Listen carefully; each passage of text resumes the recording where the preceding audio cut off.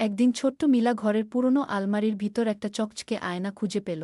আয়নাটা অন্য রকম, তাতে নিজের প্রতিচ্ছবি হেসে বলল, চলো আমার সঙ্গে। আয়নার ওপারে এক রহস্যের রাজ্য আছে। মিলা একটু ভয় পেলেও কৌতূহল সামলাতে পারল না, সে আঙুল রাখতেই ঝাঁ করে আলো ঝলসে উঠল। আর সে পৌঁছে গেল এক উল্টো জগতে, সেখানে গাছগুলো উল্টো, পাখিরা কথা বলে, আর শিশুরা রাজারানী, বড়রা স্কুলে যায়।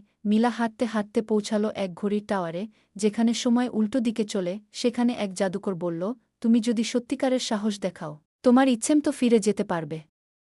মিলা জিজ্ঞেস করল, সাহস মানে কি? জাদুকর বলল, ভয় পেলেও ঠিক কাজটা করা।